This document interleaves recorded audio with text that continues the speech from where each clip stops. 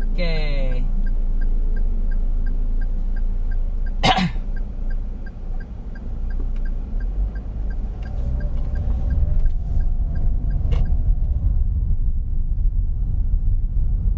Assalamualaikum warahmatullahi wabarakatuh. Selamat petang-petang. Okey, video ni adalah video peringatan ataupun nasihat kepada semua pemandu-pemandu e-hailing. Korang wajib mempunyai dashcam, dan dashcam mana yang korang perlu ada adalah dashcam yang mempunyai 3 channel kamera. So yang mana 3 channel ni adalah yang paling penting adalah yang rekod belah dalam kabin. So yang rekod depan macam biasa dan belakang. Korang kena ada yang belah dalam untuk korang rekod penumpang yang naik. Kalau apa-apa yang berlaku, sekurang-kurangnya korang ada video untuk rekod, ada bukti yang korang boleh gunakan. Kalau penumpang naik so diorang akan tengok ada kamera rekod belah dalam. So niat diorang untuk melakukan jenayah akan mungkin terbantut lah. Alright.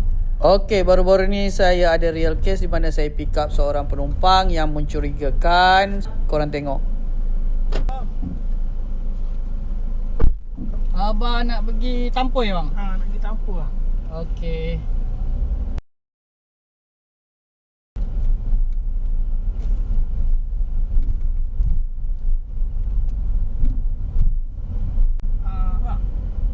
Bang, ni ada disken lah.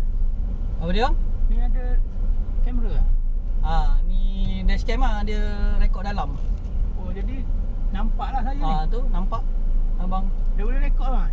Rekod lah. Kalau kita memang pasang ni untuk safety lah. Kalau apa-apa malam kan, memang pasang dashcam ni. Di mana bang? Di Tampoi lah. Oh, boleh kerja.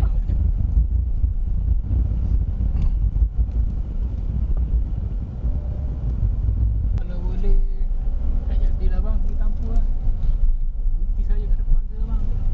Oh, tapi kena bayar penuh lah bang. Nak turun mana? Depan sikit bang. Depan ni Depan sikit. Sini okey bang? Boleh lah. Oh, tak jadi pergi ni? Tak jadi lah bang.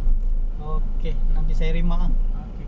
Itu yang paling penting sebagai pemandu e-hailing, wajib ada dashcam yang 3 channel kamera. Alright. Yang saya nak suggest pada pemandu-pemandu e-hailing iaitu daripada 70 Mi, yang mana model terbaru dia adalah T400, resolutionnya 1440 dia HDR, rekod yang memang clear. Okay, dashcam ni dia ada voice control. So kalau katakan korang nak rekod ataupun ambil gambar, korang just bagi voice. Contohnya macam ni, take photo.